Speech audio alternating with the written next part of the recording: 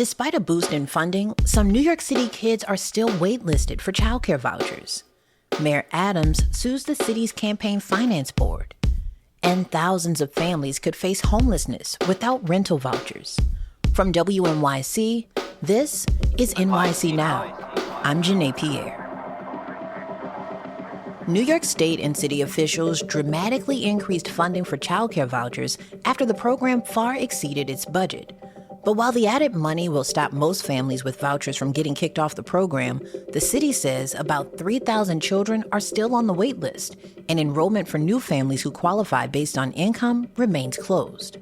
Nora Moran is with United Neighborhood Houses, which represents childcare providers. She says that can leave families with difficult choices. Leaving the workforce, reducing hours is something that's just hard to come back from over time, and is unfortunately a choice that, we see women having to make in this economy where care is just so expensive and almost prohibitively so. The average cost of childcare is about $18,000 a year. Mayor Eric Adams is suing the city's campaign finance board for denying him $5 million in matching funds for his re-election bid. WNYC's Elizabeth Kim explains. Adams's attorneys say the denial of matching funds is unconstitutional. The board has withheld matching funds since the mayor was indicted on federal corruption charges, alleging he used straw donors and accepted illegal contributions from foreigners. Those charges were dismissed in April at the request of the Trump Justice Department. But the campaign finance board continues to reject the mayor's request for matching funds. The board says Adams failed to file necessary paperwork and that it has reason to believe he broke the law. This is the second time the mayor has sued the campaign finance board to unlock matching funds. His last suit was unsuccessful. The campaign finance board declined to comment. New York City will replace thousands of rental vouchers after the federal government's Emergency Housing Voucher program expires. But at what cost? That's after the break.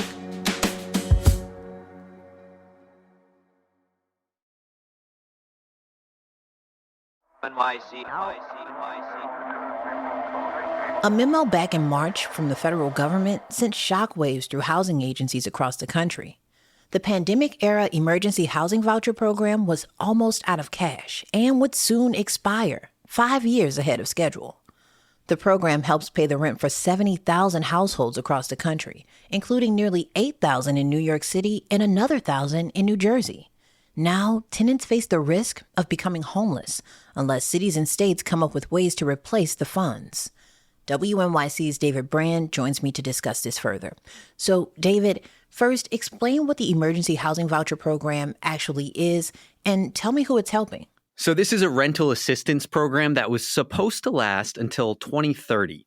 So local housing agencies, recipients who are using these vouchers to pay the rent, and their landlords thought that things were stable and that they could count on these for another 5 years. They work like other rental assistance programs. Low-income people qualify for them based on their earnings. They pay no more than 30% of their income on rent, and the government covers the rest. It's like the Section 8 program. So this was a $5 billion program funded by Congress as part of the 2021 American Rescue Plan. You might remember it was this huge COVID spending package. And this was huge for a lot of families who really had no access to rental assistance programs any other way. And it was especially big in New York City because New York City got 11% of the nationwide total. And the city's housing and social services agencies prioritize the most vulnerable people. So we're talking about domestic violence survivors, families with children experiencing homelessness, even some homeless young people who were blocked from other rental assistance programs. And as I mentioned, David, that all changed in March, right? Right. So the Department of Housing and Urban Development, the federal housing agency, sent a memo to local and state housing agencies saying that the program is almost out of money and that there would be no more coming. They attribute that to rising rents. They said, this ran out faster because rents were rising faster than we expected. And so now there's no money left. And this next batch of funds is going to be the last one. This really caught housing agencies off guard because suddenly they had tens of thousands of low-income families and individuals at risk of losing their housing subsidies. And that could put them at risk of becoming homeless because suddenly they have to make up this difference in their rent. Yeah. So what is New York City doing? I mentioned New York City got 11% of the nationwide total of these emergency housing vouchers. That was by far the most in the country, more than any other city or state. And was that because rent is so expensive here? Well, I think that's part of it. And I think just because of how many people live in New York City. And I would imagine they had some pretty effective advocates in Congress. Chuck Schumer at the time was the majority leader, large congressional delegation. Rents are so high here. There's a housing crunch. Homelessness was so high. So New York City got this huge batch of vouchers, and it was so important for so many families. This was actually split between two housing agencies here. The first is the New York City Housing Authority, NYCHA, which we're more familiar with NYCHA as running public housing, but they also administer the largest housing voucher program in the country. They announced earlier this month that they'll be switching people to the more traditional Section 8 program who are about to lose their emergency housing vouchers. So that means there's not going to be any disruption for those families and individuals with the emergency housing vouchers. They're going to switch onto this other rental assistance program.